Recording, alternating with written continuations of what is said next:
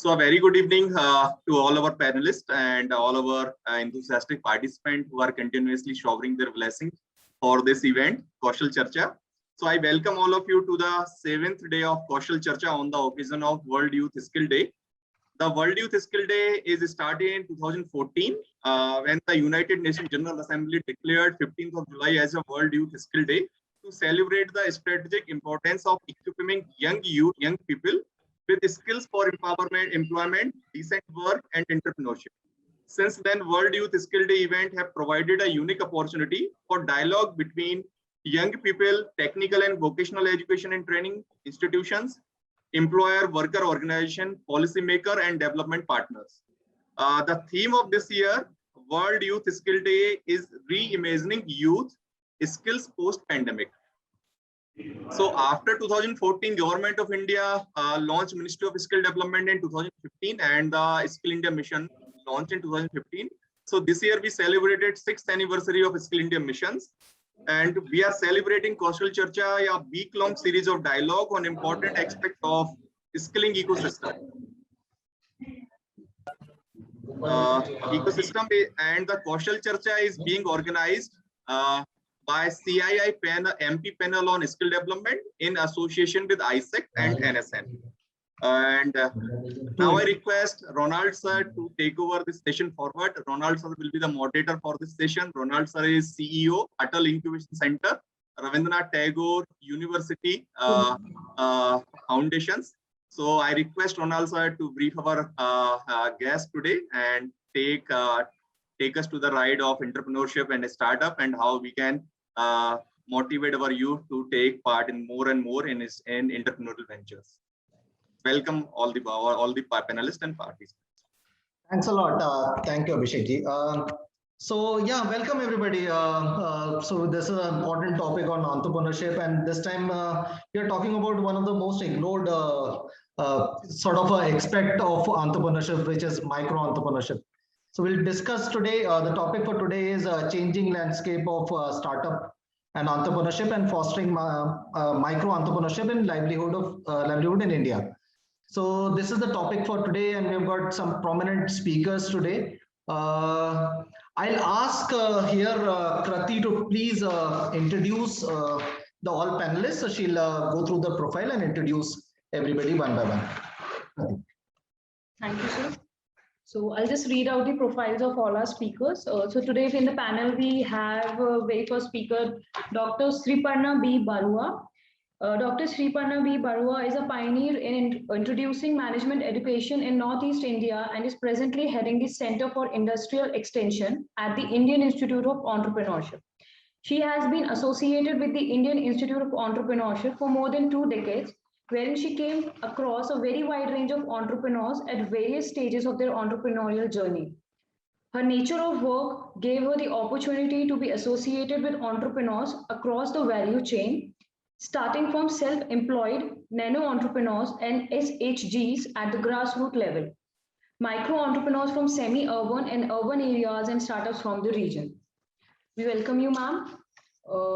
Now, next speaker, we have Dr. Satyajit Majumdar. Dr. Satyajit Majumdar is a professor at Center for Social Entrepreneurship and Dean of School of Management and Labor Studies at Tata Institute of Social Sciences, Mumbai. He's a teacher, trainer, mentor, consultant, and researcher. He has a professional experience of working with Coal India Limited as maintenance and project engineer and with Indian Statistical Institute as consultant and trainer. Since the 1988, he has taken up teaching as a mission. Currently, he also associates with startups and small businesses as mentor and consultant in the areas of strategy, design, and business models. Dr. Majumdar enjoys scholarly writing, and his major research areas are business and social entrepreneurship, growing strategy of small businesses, and CSR. Moving forward, we have Dr. Amitav Pandey. Dr. Amitav Pandey is currently serving as an associate professor at IIFM in the area of sociology and community development. He is a PhD in anthropology from University of Hyderabad with specialization in common property resource management with cultural perspective. His areas of interest include policy analysis, adaptive management, management of common property resources, conflict resolution, sustainable livelihood, and NRM, corporate social responsibility, community-driven development, water management, participatory irrigation management, sacred groves, religion, economy of tribal and rural societies, and development anthropology. And the next speaker we have Mr. Ayush Jain. He is a co-founder and CBO at Farm Prosperity Solution. He received his education in management from the Institute of Rural Management, Anand, IRMA.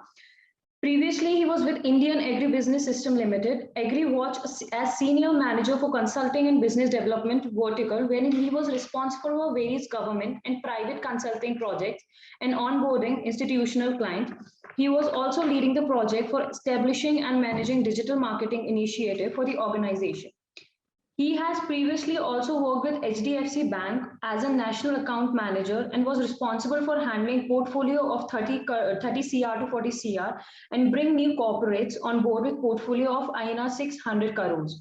He was handling digital payment solutions such as POS, commercial cards and UPI. He has also worked for the National Payments Corporation of India as a deputy manager in business development unit. Thank you. We welcome you all. Over to you, sir. Thanks a lot, Krati. Thank you. So Satyajit sir and Ma'am Barua would be perhaps joining shortly. So to start the session, I would like to request the panelists, perhaps starting with Amitabh Pandey sir. So sir, if you could just give the opening remarks about the topic and your little introduction and perhaps a little bit about your work in this domain of entrepreneurship, social entrepreneurship skill. So if you want to talk about for 2-3 minutes.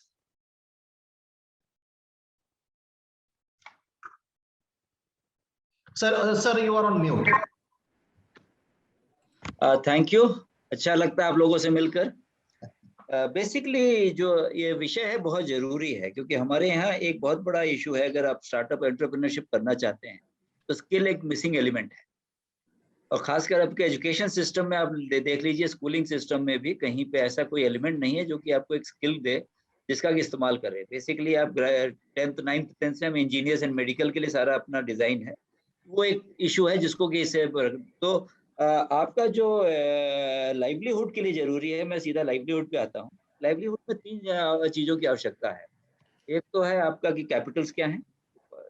Any model ले लीजिए, defect model, UNDP model, जितने भी Capitals हैं कि नहीं उसका assessment आप कर लीजिए. दूसरा, आपके पास एक्सेस है कि नहीं, यानी एक्सेस दोज थिंग्स, आपकी पॉलिसीज क्या कह रही हैं. सो एक्सेस में आपका स्किल आ जाता है. उस लाइवलीहुड को एक्सेस करने के लिए आपको स्किल जरूरी है. अब एक्सेस टू मार्केट भी चाहिए, एक्सेस टू प्रोडक्शन भी चाहिए. तो ये आपको दोनों की जरूरत पड़ती है. तो ये लाइवलीहुड मॉडल्स में अगर जाएंगे तो वहाँ पे आपको ये देखेगा कि अगर एग्रीकल्चर बेस्ड ही मॉडल है तो उसके आपके इकोसिस्टम में इन तरह की स्किलिंग का भी और मार्केटिंग फैसिलिटीज का है. और तीसरा आता है कि आपका वनरेबिलिटी को कैसे हैंडल करें. बेसिकली स्मॉल एंटरप्रेन्योरशिप है, माइक्रो एंटरप्रेन्योरशिप, इनकी सस्टेनेबिलिटी एक इशू है. इनको हैंडल कैसे करें कि जो either ecosystem should provide a buffering space जहाँ पे वो अपने आप को वहाँ पे प्रोटेक्ट कर पाएं और उनको जूझते हुए आगे बढ़े. क्योंकि as already said 10 startups only 2 or 3 survive. So message is also not very clear. Performance of startups should go up.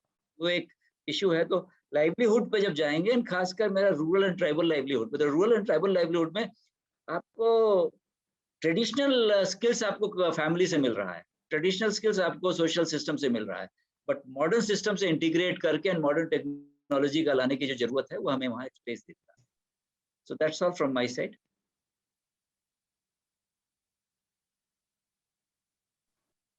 Ronald sir, please unmute yourself. Oh, really? I'm really sorry. So very important aspect you have brought up, Amitabh Pandey sir.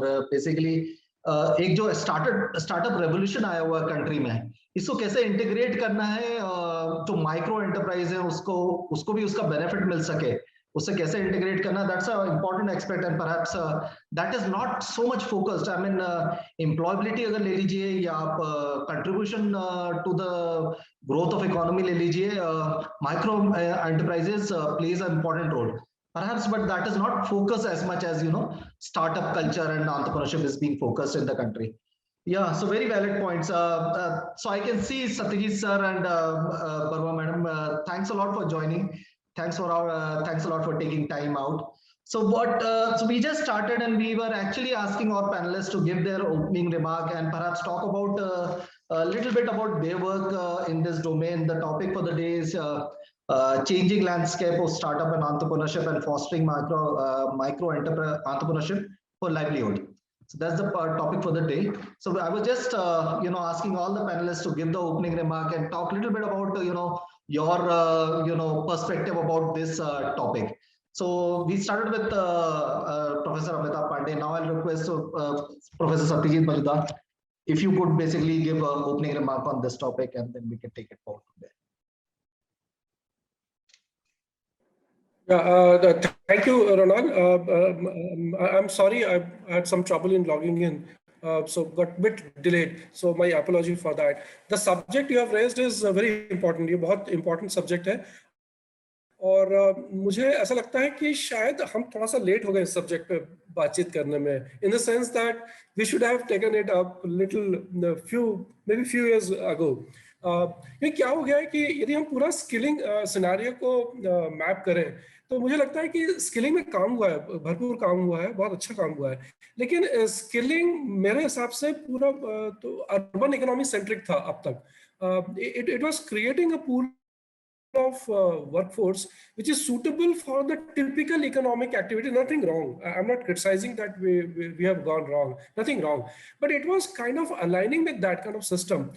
Last year, unfortunately, when we saw a massive migration, we call it as a reverse migration, people going back for wrong reasons, of course. So then we saw that we have skilled people available in the rural economic system. Okay, हमारे पास लोग हैं, और हालांकि वो वजह अच्छी नहीं थी. People have gone out of desperation to save their life and sort of save themselves, I would say. But now we see we have availability of skilled manpower, which is slightly reluctant to go back to the urban centers in search of work, right? So I think now we have the advantage of having at least some portion of the skilled manpower available in the rural system. I'm calling it as a rural system because आजकल बड़ा मुश्किल है rural society और urban society को watertight jacket में divide करना. ये continuum हो गया है, इसलिए मैं system कहूँगा कि जो थोड़ा सा इस तरफ है तो left है तो थोड़ा वो ऐसा है, right है तो थोड़ा ऐसा है, इसलिए मैं उन शब्दों का इस्तेमाल करूँगा. I'm not getting into unnecessary narrative sort of arguments.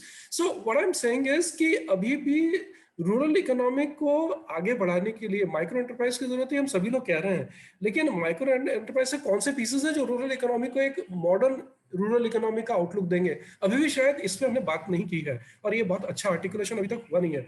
तो आई first compliment that you are raising this point. I think this is a high time which we have been talking about. See, typical rural economy, we start with hand-to handicraft, and there are issues. There are some models which are successful, but there are many things which are not working. Okay, और फिर women entrepreneurship आती है तो हम अचार बड़ी और पापड़ में जाके उलझ जाते हैं, उसके आगे हम बढ़ते ही नहीं है, right? But हम कह रहे हैं कि ये जो modern economy है, rural economy is also a modern economy. To a great extent, roads का reach अच्छा हो गया, to a great extent internet का reach improve हुआ है, if not perfected, but it has improved. But how a rural modern economy has to be like, and how do we create a pool of micro entrepreneurs who can drive the rural economy? I think we have not discussed about it. अभी भी हम बात करते हैं कि जब over production होता है एग्रीकल्चर का, टमाटर लोग खेत में फेंक देते हैं. So what I'm saying, still we are talking about the same problem which we have been discussing a few decades ago, right? So I think the time has come when we talk about what are the skillings required for the rural economy. And it is not only about starting agricultural pump and agricultural motor winding. I think we'll have to move beyond that. We have talked enough about that. And उसका हमने बहुत बात कर लिया कि pump starter चाहिए, हमको electrician चाहिए, इस तरह का खेत खलियान वाला plumber चाहिए, ठीक है वो चाहिए, no doubt about it. But we need a modern articulation of the rural economy. Okay, and for that, what kind of ecosystem needed? I think the time has to come for all of us to sit together and discuss about that. So what I'm saying, probably we are a little late, but the time has come that we are discussing about that. That's my first submission. The second submission is rural manpower, rural youth is also aspirational. They are also aspiring. They also want to be identified with the modern systems, right? So let us not underestimate their aspiration. Let us help them to create something which is aspirational to them also, right? So it's not a backward economic system. It's quite modern. It's quite aspirational. It is quite looking forward kind of system. So also need to be mindful about what our rural youth is looking for in terms of their career option. Otherwise यही होगा, वापस ये लोग migrate करेंगे, वापस बॉम्बे में जाएंगे और slums में रहेंगे, वापस यही होने वाला है, right? So what is that their aspiration is about? That's the second point I would like to discuss. And the third point is we need to look at reasonably, I would say, innovative business models, right? How do we create a sustainable business model, sustainable supply chain? Okay, we know that ultra modern facilities are not available in the rural infrastructure. How we can make it doable in that point of view? There are technologies available, and there are IITs and many other good institutions in the country who have created technology. Now the time has come, this technology has to come out of the labs and the institutions and go to the villages and towns and do something which is meaningful. I think these are the three major agenda which has to sort of weave in together, and that should be the skilling narrative we'll have to build up. Whether it is formal ITIs or formal institutions or an organizations like ISEC, like that. I know ISEC has wide presence across several states. I've seen many centers of yours I've seen in Kakir and those places also. So I know ISEC is very active, but nevertheless, the new narrative has to come in. So I'll stop here for a while. Yeah. Yeah, thanks a lot. So yeah, very important points actually. And this is more important, has become really more important because, because of the reverse migration which has happened. The youth who had exposure of, various industries and domains, now they have gone back to rural area. And to make them employable in that particular rural region is perhaps our responsibility or responsibility of a government, where we can actually, equip them with the relevant skills and give them, opportunity to perhaps, start something at rural level only. That would be really helpful for the Indian economy also and employment generation also. So very important points. So next, I would request Ma'am Barua to, give her opening remark, and also perhaps, Ma'am, since you come from the background of government, so you can talk about a little government perspective also, the schemes and other government initiative which has come and helping skilling and rural economy. So perhaps your opening remarks, please. Yeah, thank you. Again, I would like to first start by saying a very important and interesting topic which has been taken up, a much needed topic for discussion. When from the Institute of Entrepreneurship, we have been promoting entrepreneurs at the entire, affecting the entire value chain, right from the micro enterprises, the SHGs, to the small and medium, to the startups. So we are, across the value chain. Now, having said that, my main contention is that we keep on looking at whatever interventions we are doing at the grassroots from a different perspective. We look at micro enterprise creation from a different perspective. We look at startups from a different, but I think there is a need that we connect all these, everyone in the value chain, because if we are looking at micro enterprise, how does micro enterprise happen? It cannot be that suddenly we have a lot of micro enterprises happening. So, as far as the government schemes are concerned, we are, look at the amount of money which has been pumped in the name of cluster development. So cluster development doesn't necessarily mean that, you're looking only at the artisans. What about graduating from the artisan level to the micro and household level to the micro enterprises? So these can be looked upon as pockets from where micro enterprises can come in. It could be even in the traditional sectors. It could be even in the handloom and handicraft sector, doesn't matter. But then in the handloom and handicraft sector, where we are having the second generation to come in, look at, scaling up. And that's where, because I'm looking at primarily from the region where I come from, the Northeastern region. So the Northeastern region, and there would be many other lesser developed regions like Northeast, where the situation would be similar. So there you will have mostly at the grassroots and the household level. So the trust can be that look at pockets where interventions has already been done. Because when you're promoting a cluster, you create an infrastructure. So here we're talking about incubation for startups. There also, those are actually craft-based incubations where you're setting up the CFC. Why are we not looking at those, infrastructures created as pockets through which as micro enterprises can grow? You can have skilling there happening. You can have scaling up happening, acceleration happening there. And there you bring in the so you bring in the next generation For example, in the craft sector, you could be having people helping in designing. There could be people who will be doing the online marketing, someone doing photo. So, that way the entire pockets emerge. Otherwise, I'm not finding any answer as to how micro enterprises suddenly can become so, without collaboration, without cross collaboration. I don't see that happening. That is my first thing. The second is that, particularly, again, I'm referring to the region, a lesser developed region. Here, what happens is the startup. If you look at the startups, they are basically the Me Too type of, startups. You see something good happening, Mumbai, Bangalore, so you basically copying. But you are not looking at problems which can be solved at the regional level. So supposing, even in terms of accessing technology, etc., if we start connecting the startups to these pockets which we have identified, I think a lot of problems can be solved, and automatically what we are talking about technology, just now my previous speaker was talking about a lot of researches which has happened, which needs to be now come to the grassroots level. So even at the academic part, academics, when you're doing an academic course, wherever, at the IIT or wherever, you can look at technology which can be actually adopted in these pockets, and they are more doable. So that is where I think the connect needs to happen. So when we look at micro enterprise creation, we need to look at clusters first. Because from my own experience, we've seen so many pockets, where the automatic second generation is coming in.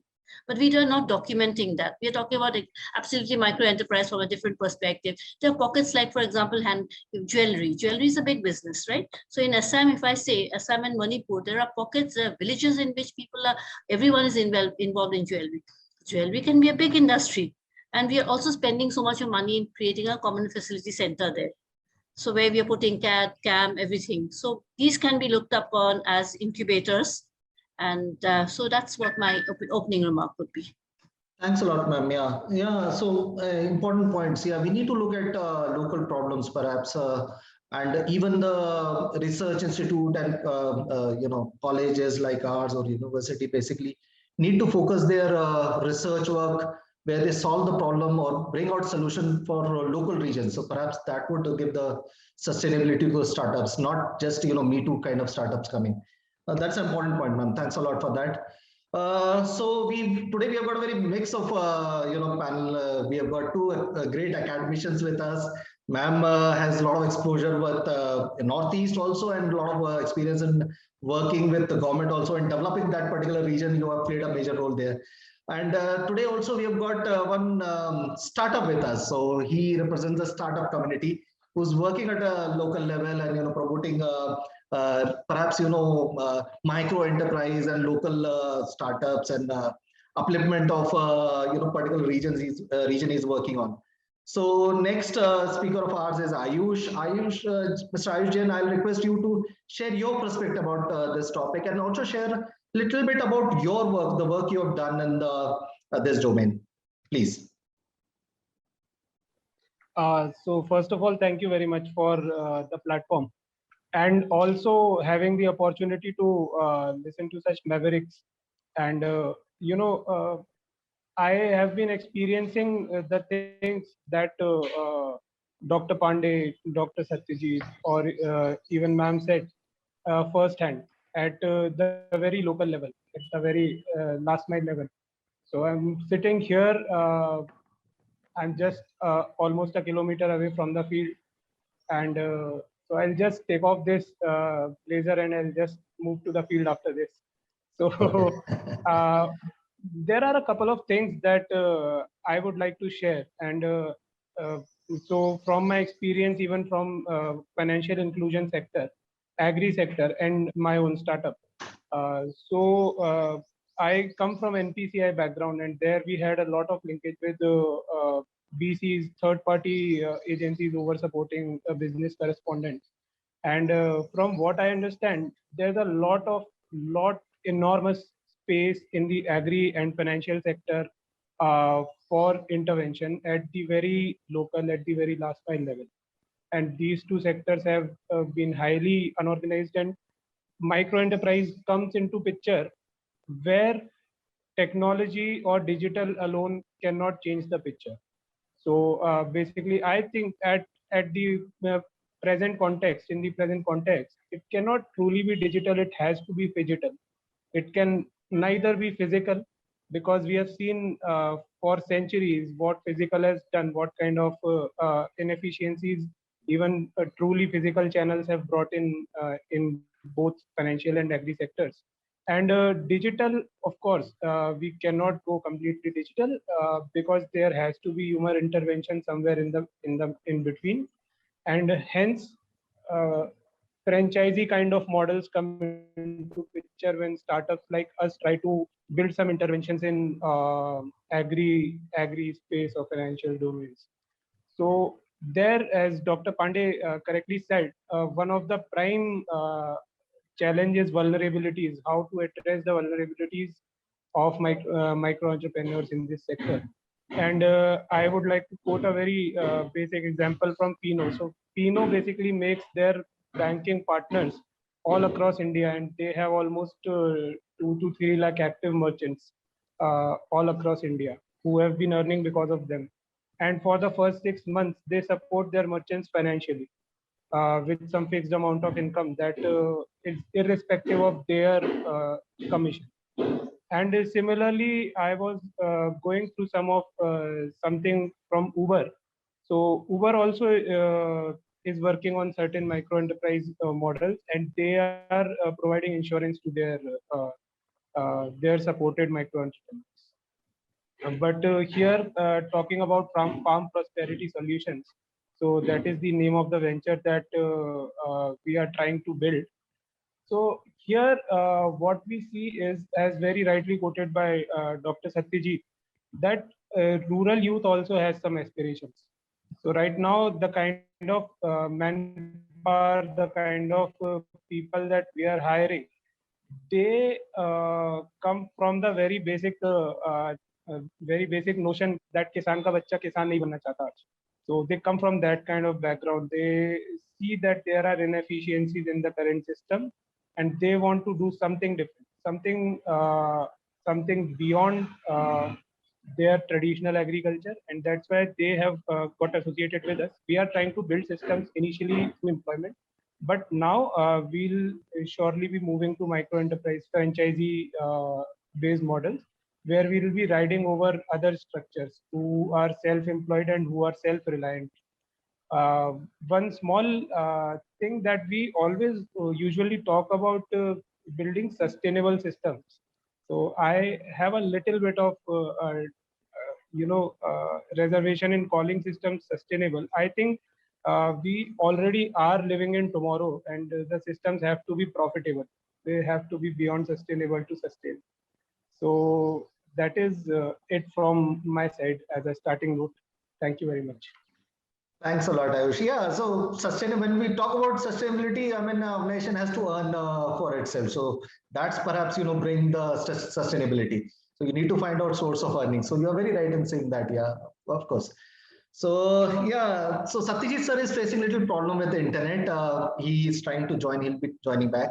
So I'll come back to meanwhile, Amitabh Pandey sir, basically. Sir, I want you to talk a little bit about, the various startup scheme and current entrepreneurship scenario, which is prevalent in the country as of now, and how we can link that schemes or, those common schemes and the entire, talk about entrepreneurship and we becoming, third largest startup nation in the entire world, and how that can, the benefit can be perhaps go down to the village level and to the perhaps micro enterprise and rural area also for development of the rural economy. How that can be leveraged actually.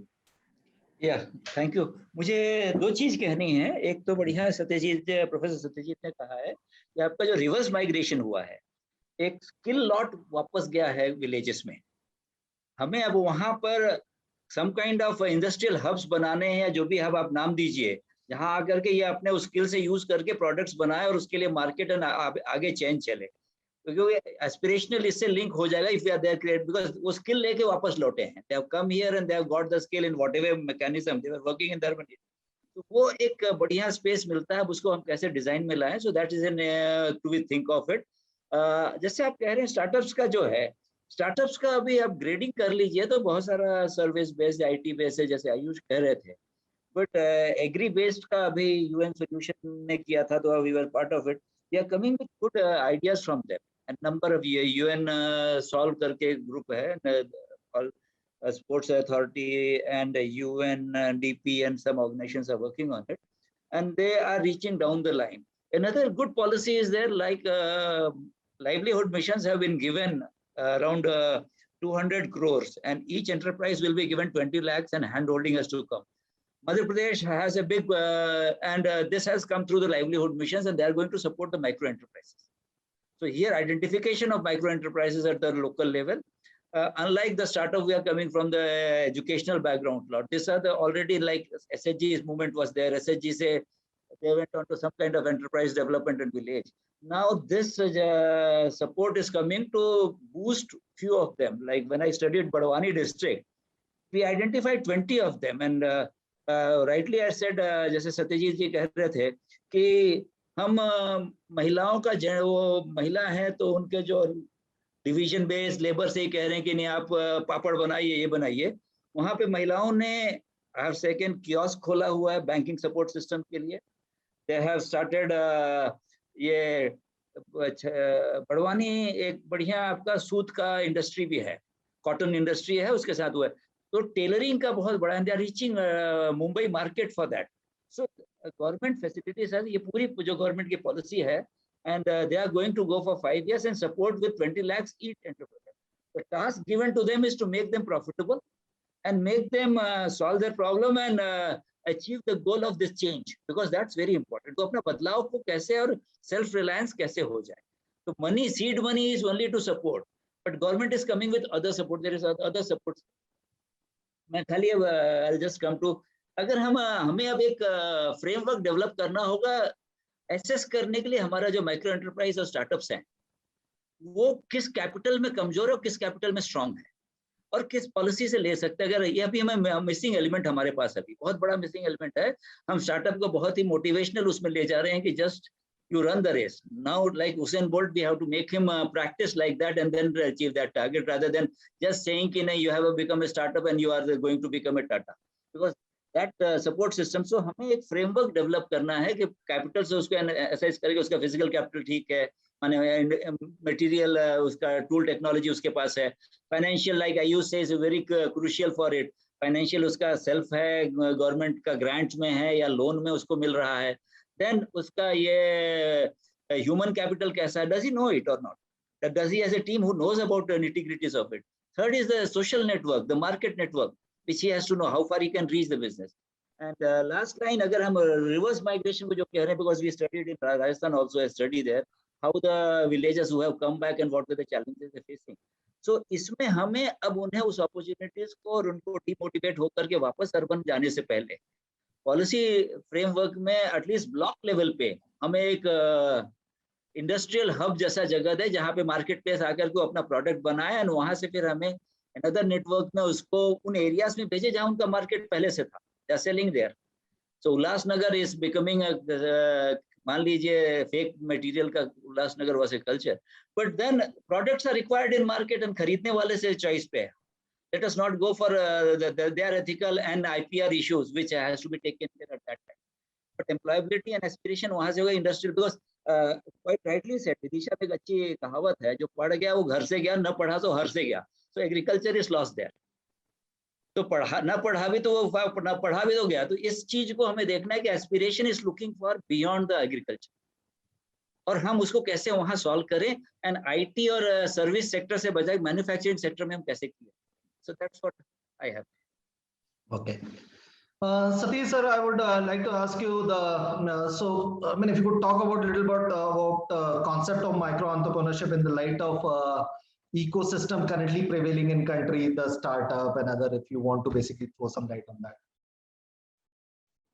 I think, Ronald, ecosystem in isolation exists. So because as I travel more in the villages and smaller town, I say कोई ना कोई कुछ ना कुछ कर रहा होता है actually.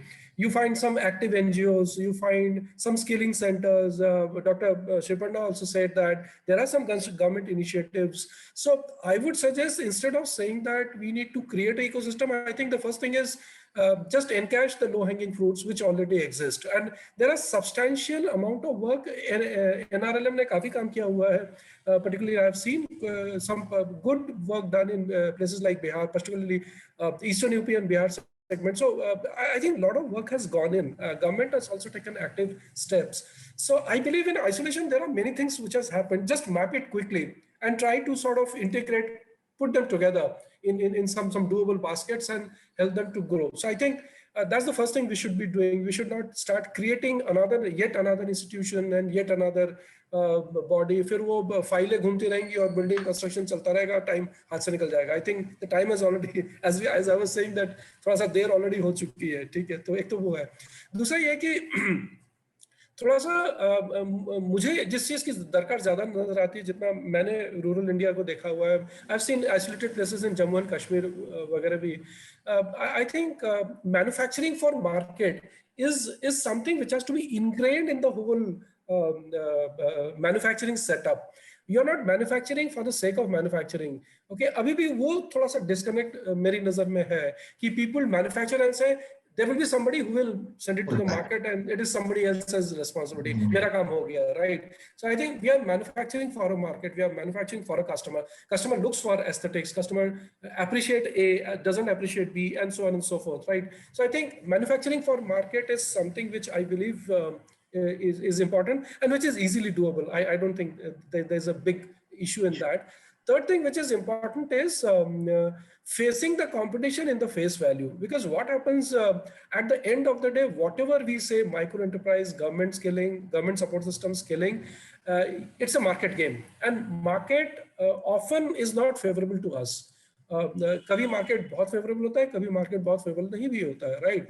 So how do we create that kind of resilience that sometimes the things are not in favor of us? Okay, and here is a possibility of innovating. Here is a possibility of new thinking, putting something together, okay, to make it working for the market, right? Because market is a very dynamic phenomenon. All of us know that, right? So how do we create that kind of understanding about the market? Market is a dynamic situation, right? Market can work with empathy for a while, but at the end of the market, end of the day, market is market. Market में बेचारा factor चलता है थोड़ा दिन कि ठीक है ये बेचारी गरीब महिलाओं ने बनाया है, ये बेचारे गरीब लोगों ने बनाया है, थोड़ा दिन चलता है. लेकिन at the end of the day, I think बेचारा is a bad brand image also. I feel very insulting if we market a product that way.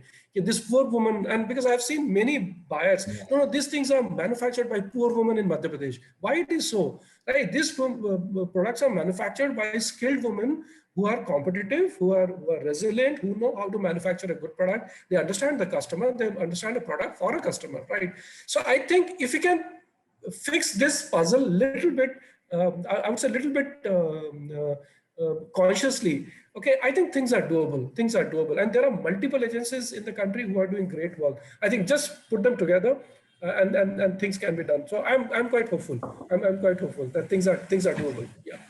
Yeah, thanks a lot. Yeah, I mean, I think here is a time to integrate perhaps all the resources which are available. There are a lot of people doing individually a lot of things, and institutes also doing a lot of things. Perhaps integration is required at this end to reap the benefit of these institutes and individuals. Yeah. Thanks a lot, sir, for sharing your perspective. Ma'am, I'll come to you, ma'am. Basically, I would like you to discuss a little bit about the role of government schemes in strengthening the entrepreneurial ecosystem and specific focus on, perhaps rural economy and micro enterprise. If you could share some light on that. Okay. When you talk about government schemes, for promoting entrepreneurship, it primarily again comes back to some group entrepreneurship, which we do, right? We don't have specific government schemes for promoting micro entrepreneurs, except that, you have the PMEGP and things like that, where again, that would require a lot of handholding, coming up with a good business idea, because there it is quite silent, except that institution like ours, which runs entrepreneurship development program. So you don't have that. One is the program that you run, but then again, apart from the program that you run, which are again a question of a number game, where so many entrepreneurship development programs are conducted, but where is the handholding which is required, the mentorship which is required to finally help in grounding the enterprise? So I think in all government schemes for promoting micro entrepreneurs, that is a missing link. That's a missing link, and that handholding mentoring. And when you look at handholding mentoring, I think different areas and rural areas would require different types of mentoring. Even one part of mentoring is even, even building up the confidence. Being enterprising. While for startups, we have cohorts, we have incubation centers. Here, what happens? You just run a program, 6 weeks program, 8-week program, entrepreneurship development, that's run by the DICs, that's run by many others, but that really doesn't, those are very general type of programs. What about education? What about the areas where you need to manage your enterprise? We don't have any such programs as such, And what programs are more or less very, it's more a question of numbers that you do. And specifically, Ministry of MSME, etc., they have those entrepreneurship cum skill development program. So it's neither fully skill nor fully entrepreneurship. So I think that's where we need to tweak a little bit. And personally, I find that, mentorship is very important. There are 2 parts in mentorship. One is the soft part of mentorship, which is, you develop the confidence, etc., continuously handhold, communication skills, even to approach, right? And the second part is the hard part of mentorship, where you give the technology which is available, how do you make a proper business plan, etc. Or if it's a product specific, what exactly, even if it's in the agri sector, supposing, what are the rural technologies available? So that's a little bit of a hard part of mentoring and the soft part of mentoring. That's how we can do. And as I would agree to what Satyajit Mazumdar was talking, that we need to immediately map and take the low-hanging fruits. What about micro enterprises which has happened and where there's a strong possibility of scaling them up? What about acceleration of those micro enterprises? Most of them are self-funded. If you look at the micro enterprise, so how do we help them in getting access to funding? And specifically, if you look at women-led enterprises, we have very little who have gone into formal credit. So that is even coming out more clearer after pandemic, particularly sectors like beauty, etc. You have no way in which you are getting support from the government because it's all self-funded. So these are some problems with the micro enterprise. I would say that particularly here, Northeast, it's not even micro, it's nano, it's self-employed. Things are closing down. We don't have records of that. So maybe, but then at the same time, these are people who have the drive, who did something, who aspire to start something. So we can we get hold of such people and, build on that. So I think specific courses, education is required, like the way we prepare an MBA for the corporate sector. Similarly, there is education which is also required. Maybe how we do it, that's another question to come in. Whether we, have it as a plus, you don't have the support coming in from the ecosystem, either from the family, etc. So you're continuously trying to get a job somewhere.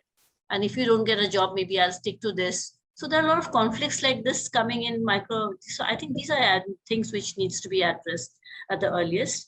And again, market, as in, micro enterprise, market access. Possibly sometimes I've seen some models like this coming where there is a larger stakeholder in terms of established entrepreneur coming and partnering with such micro entrepreneurs. Then that of course the social entrepreneurial aspect has to come in. That often sustains. That sustains. So maybe whoever is a facilitating agency, they try to facilitate that you pick up entrepreneurs with who would not be doing it, whatever is an agri or contract farming, who would not be. So that facilitation helps. And I again go back to the example which I said, all those common facility centers which are being set up. There, if you can bring in a right partner who brings the market intelligence, who says what the market needs, and these entrepreneurs start growing, from household to micro to slightly larger, small enterprise. So maybe that's how the micro entrepreneurs thing could come up. Great points. Yeah, important points. Yeah, 2 important things you said. Startups basically need mentorship and hand-holding, which was actually my next question. I wanted to ask Ayush on this.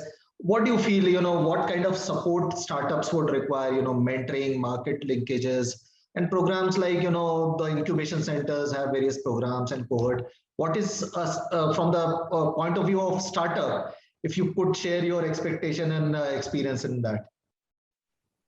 Indeed. So, sir, we bring in certain set of skills on the table and certain aspiration, but then that has to be backed by support systems. And we have been fortunate at the very initial level, we could get very good mentoring from even two people on this panel itself. But you see, the kind of questions that need to be answered are really very tough in the sense that how do we bring in efficiency?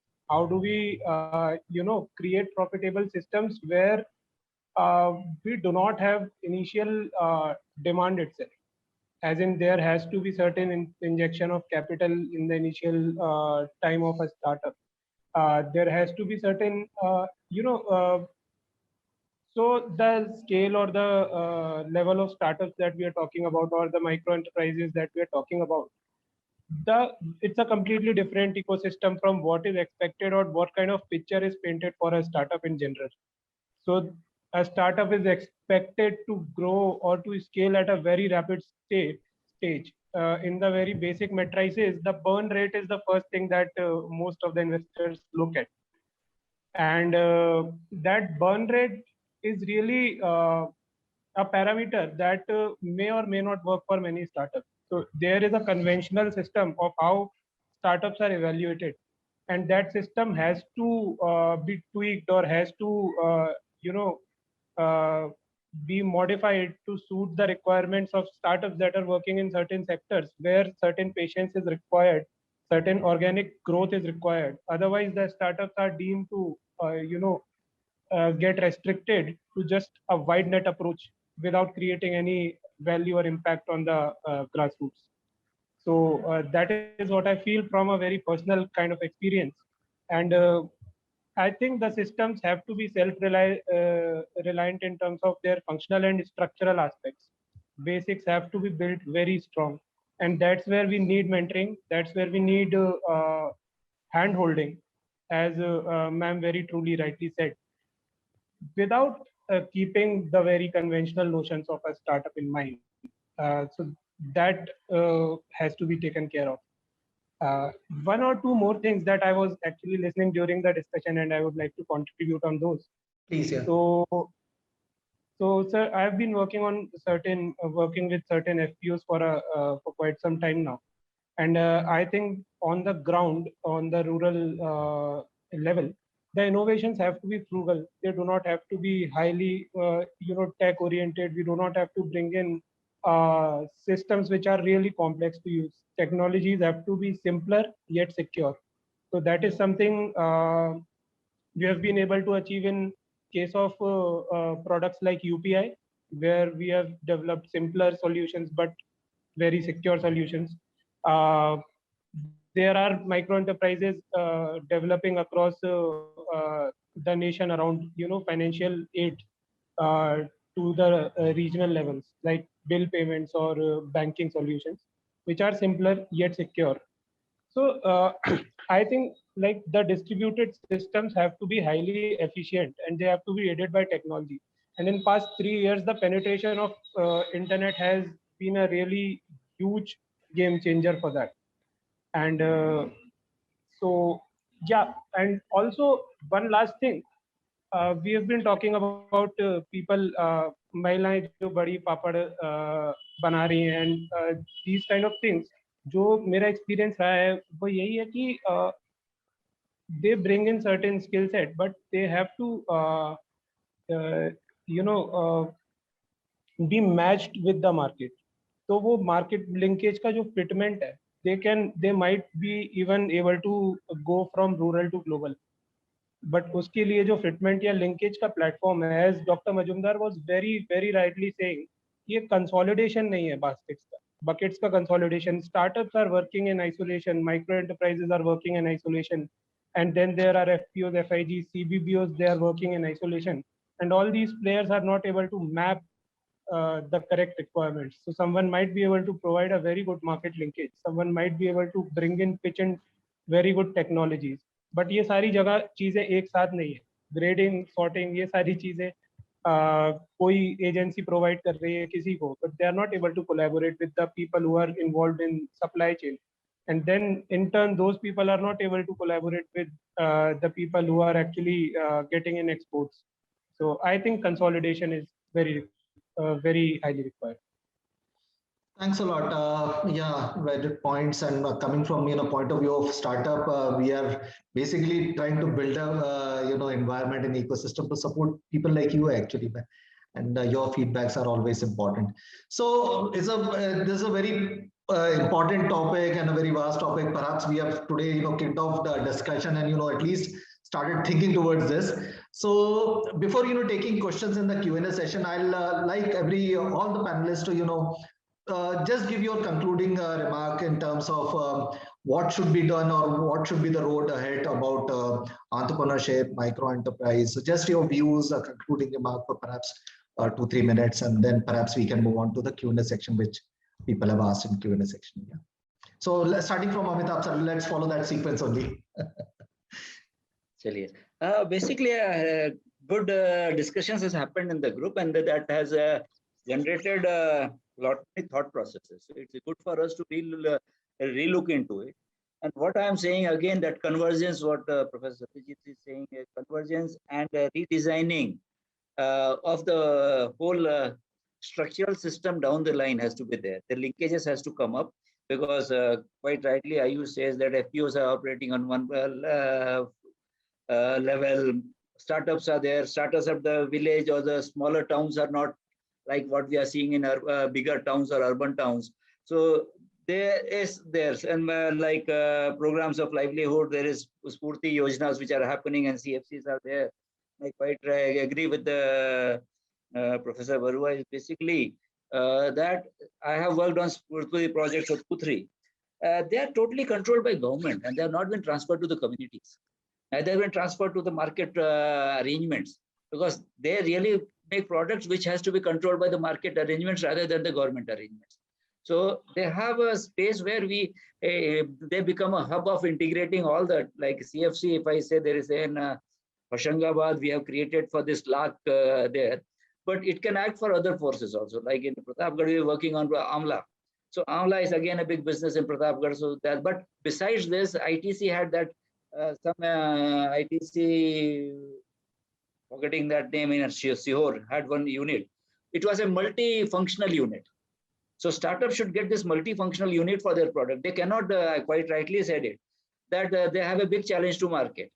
Another issue is there, if the product is very good, the rural market has not so much connection with this e-market, because of network, because of cultural factors of supply, because of payment things. So opportunity of similar product which is demanded in e-market, if it is created by the rural market and rural areas, can compete with in that level, because buyers also has their own choices on certain regional preferences. So it's not that they, but quality, quite rightly, Professor Satyajit says quality cannot be compromised. And yes, that pity syndrome should be removed. That garib mahila hai, garib hai, ST hai, SC hai, ye hai. All are very competing. All are very competing, and when they come to it, doing it very well. Like Dhar, they came with a fishing unit, and they are making business. They are moving it to the Calcutta. Same way the fishery of Hoshangabad, they sell it to Calcutta. And they know all the forces, and they are the illiterate by the modern definition. I'd never call them, because that's again a very dubious statement of literacy. Again, I just my grandfather was knowledgeable enough to predict the behavior of climate, which I cannot do it today. So I see that change. He was able to say कि today rain होगा, खेती करेंगे नहीं करेंगे, and with all clouds and with all we are not sure. So that is knowledge surety which they have. So basically, integration and there is a layering of structures is there, like education is talked about, like market is talked about. We have to give a frame, and quite rightly, Professor Satyajit also talks about mapping, and that will give us a good output, what new systems can be created. So that's all from my end. Thank you, sir. Thank you. Professor Satyajit. Yeah, so I really feel happy that we have such a wonderful panel and lot to share with each other. Actually, Dr. Amitabh, I'm meeting Dr. Shriparna after a long time, so more than 2 years probably. We have not met, and of course Ayush we have met a couple of times. So it's wonderful to connect with all the like-minded people. So I think I really thank you for bringing us together to collectively think on something which is need to be thought through. So I think if as I look at, I'm more introspecting actually while I'm sitting in this panel. I'm more introspecting and say, what did I see actually when these points are striking me? What did I see? So actually, I saw the biggest I would say biggest gap in our thinking so far as this micro, or Dr. Shriparna correctly said nano actually. Maybe micro is too big a term for us probably. I think the whole efficiency of the cash flow has to seep in very scientifically, and it's not difficult to do that actually. So what I mean by cash flow, for example, we know there are some agriculture practices which are typical, very seasonal, right? So we know that the fund flow has to happen only in 1 quarter or maybe maximum 4 months. Ayush can talk a little bit more on that actually. He's very much into that. So the question is, how do we envisage the whole model in terms of a cash flow system? Okay, and when I say cash flow system, I'm saying legal cash flow system, right? And cash flow starts from at the community level, village level, individual level. Okay, so how can we make this cash seamlessly connected to each other? So that we may need microfinance, we may need banking credits, etc., etc. So if we can map the whole cash flow system and then say, okay, for this 3 seasons, the cash flow will happen with this product flow. And for the next 3 seasons, it will happen with B product flow. Okay, so then we can design the efficient product flow system to make this cash flow system work. I'm just envisaging that, and these are my learning. I admit with humility that these are not my learning. I learned it from all of you, all the people who have met in the villages and towns, and probably they helped me to kind of concept. I'm just putting some words into that. The third thing which correctly was talked about, Amitabh and Ayush also, that information flow. I think, and in the villages, we have seen very peculiar, even simple WhatsApp application is good enough for creating an e-enabled business. I think we don't need great softwares. I think probably that's good enough. And people are quite smart in doing that. I've seen people making YouTube films and uploading on YouTube and with the mobile camera. I've seen that happening in Java. So my sort of submission is, we need an anchor agency. We need somebody like us, right, who put it together and help them to map the cash flow through product flow, through information flow. I think that will put the whole package doable. And I think these are, as Ayush correctly said, that we need not always, we may need cutting edge technology innovations, but not all the time we need really cutting edge technology innovations. Sometimes the doable technology, even there are indigenous knowledge which is quite helpful, and indigenous wisdom, indigenous knowledge, tribal practices, they are far more sustainable in so-called, as compared to the so-called lab-based technologies, right? Like, how can we not pull them together and put them together to create a pool of knowledge? So I think if we can think through the flow system, I think we can create a sustainable economy through skilling for micro enterprises. Thanks a lot, Professor Satyajit.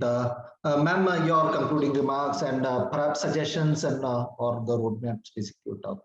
Yeah. So number one is that I again reiterate there is a need for mapping, because that's number one. So unless we map and understand, it's not possible, because numerous agencies are working with micro enterprises. So we need to map which are the pockets which are doing well, not which are the scalable micro enterprises, etc.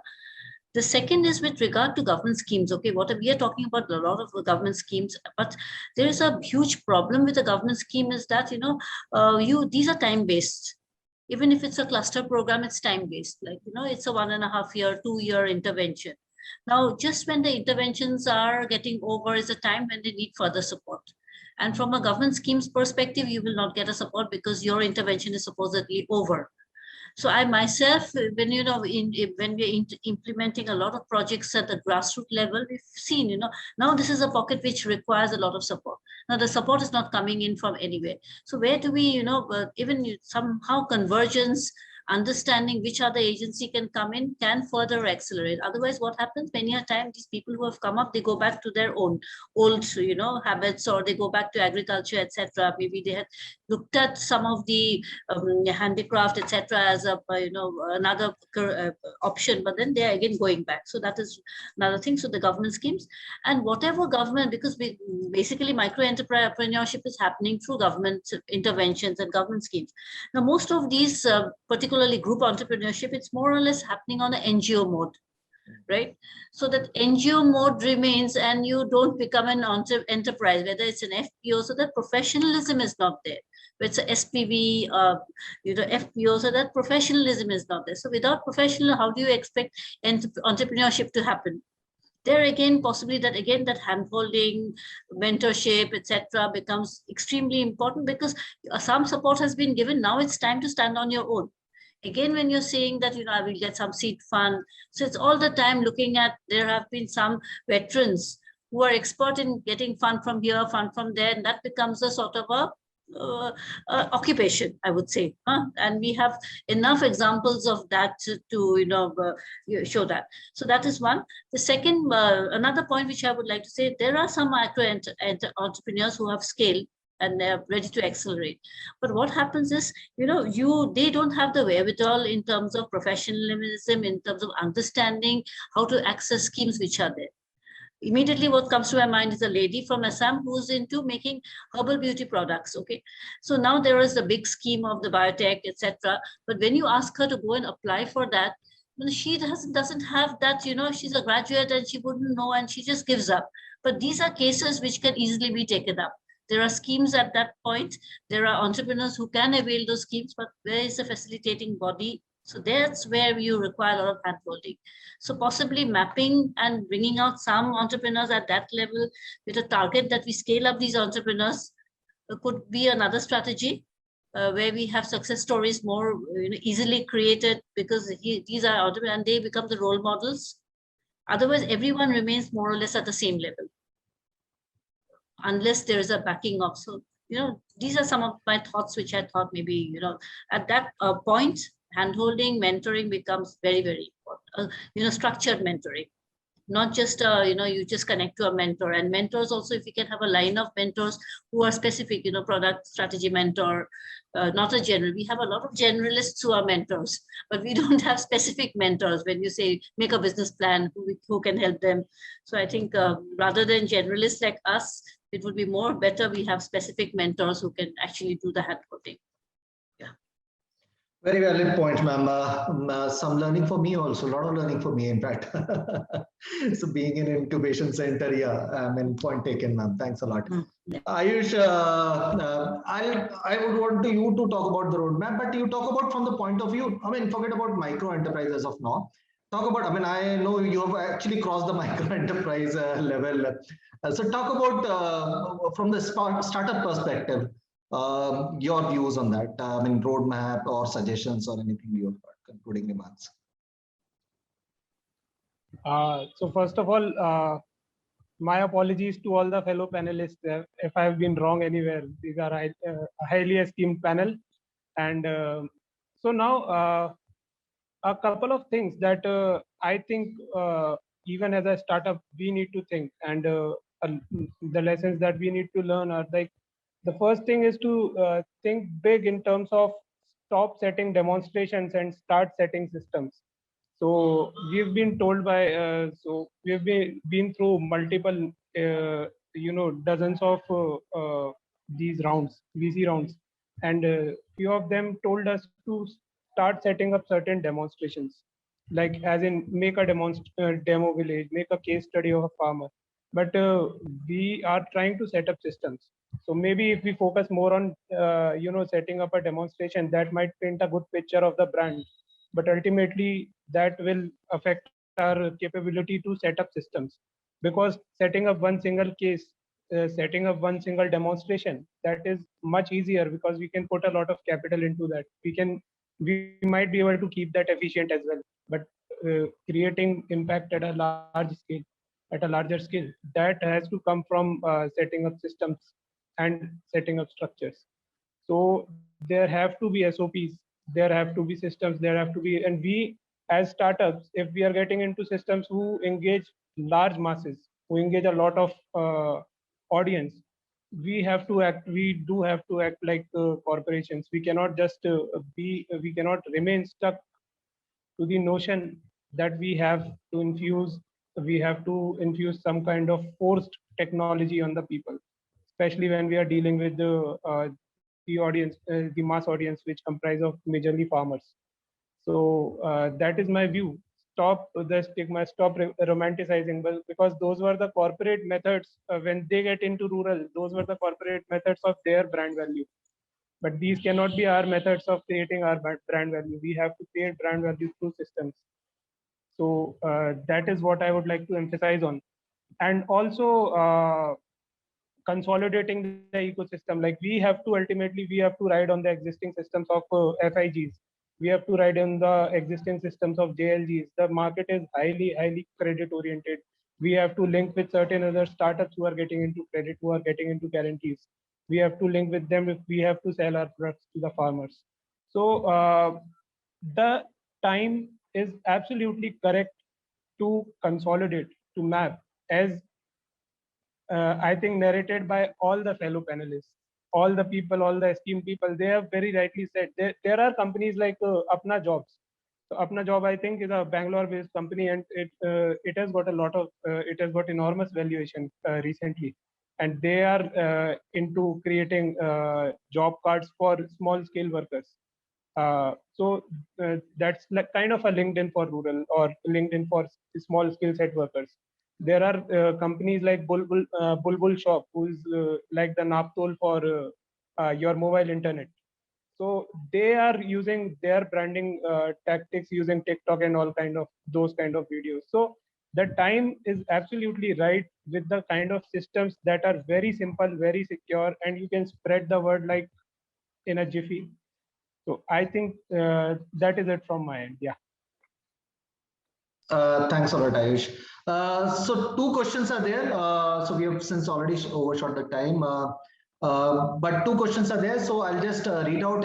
You can also, panelists can also read out, and anybody would like to take these questions, you can go ahead. So somebody, Shubham, has written, but what will happen with small and entrepreneurs when two big entrepreneurs set up in rural areas? So perhaps he's talking about if big enterprises are coming to rural areas, what would happen to enterprise which already exist in rural areas? Anybody want to answer this?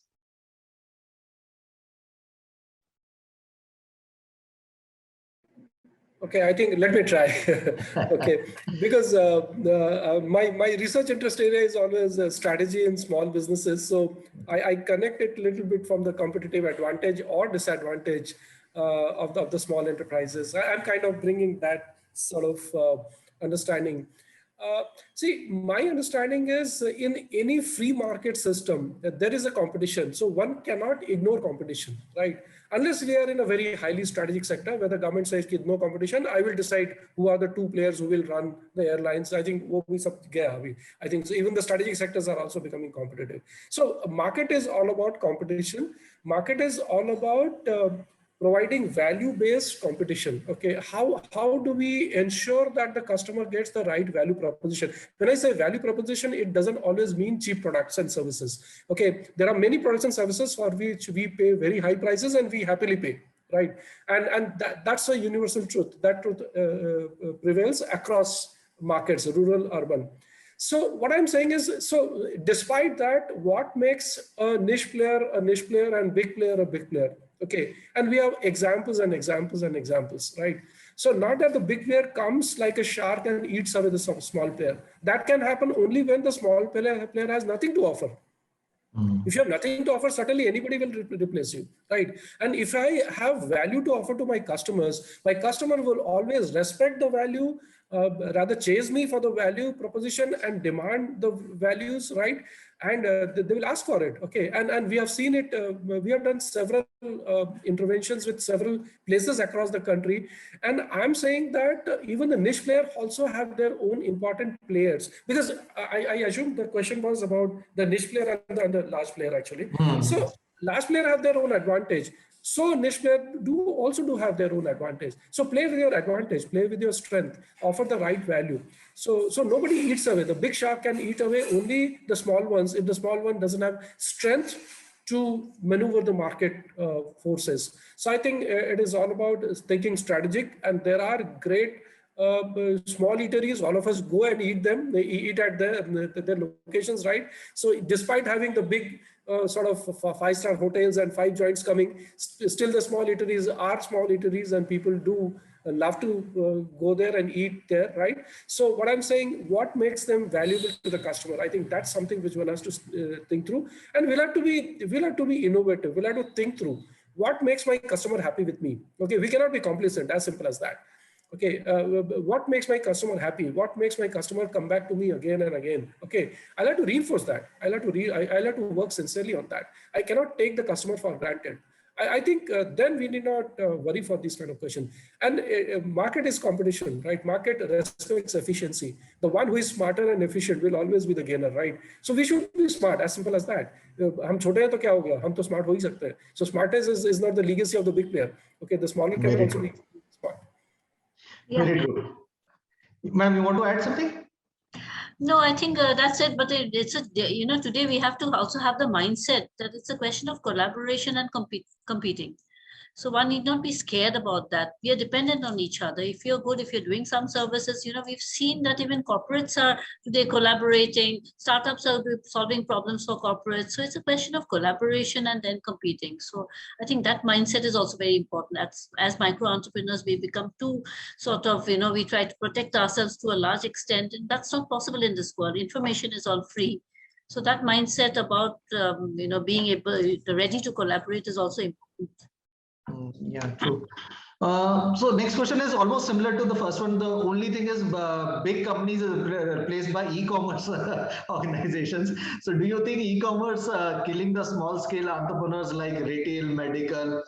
How can we ensure healthy competitive system promoting both type of models to coexist? So anybody want to add on what already Satish sir and ma'am has said? It's not so, because when you are into business, competition is the underlying statement of any business. So if you are afraid of that, or if you are saying somebody is doing it, that should not be there. Secondly is the market and the society defines the ideal conditions. If you want to bring government, you are again doing a wrong thing, because government will not give you, too many regulators will create a problem.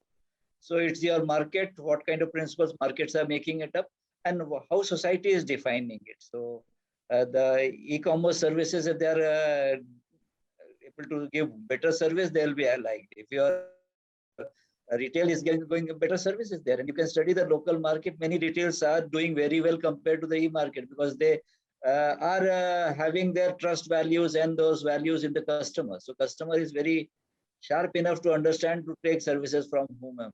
I've seen people do the e-commerce analysis, and they go to the retailer by seeing the price comparison. So there are kind of phenomena happening. It's not that the only thing is, and you have to stay in the market. And big and small is there. Or any entrepreneur has to start from small to become big. So that competition already will be there. Right. Thanks a lot, everybody. All panelists, thanks a lot. It was a fruitful discussion. I mean, it would have led to more questions perhaps, but that's important, to start something, So thanks a lot, all the panelists. Perhaps we'll continue this and deliberate more on this. Nice discussion to have this, talking about skilling, entrepreneurship, and micro enterprise, and perhaps, way ahead. So important discussion. We should be taking this, having more detailed discussion on this. So thanks a lot, Professor Satyajit Majumdar, Barua, and Amitabh Pandey sir, and Ayush. Thanks a lot, everybody. And it was fruitful discussion. I think even the audience would have found this thing pretty useful. So thanks a lot. Thank you, everybody. Thanks for taking time out. Thank you. Thank you. Thank you. Thank you all. I take leave. Just to reiterate, tomorrow we have our last session of Kaushal Charcha. Tomorrow we have a special guest with us, S. Ashwatha Narayan, who won the gold medalist in the World Skill Championship 2019. So I request all the audience to please join us tomorrow also, same time, 4 p.m. And we will have a very interesting discussion on the World Skill Championship and how our youth can flag our India tricolor high in the international forum. So I look forward to all your support for tomorrow's session also. Thank you all the panelists and all the audience for participating in this. Thank you. Wonderful. Thank you. Thank you.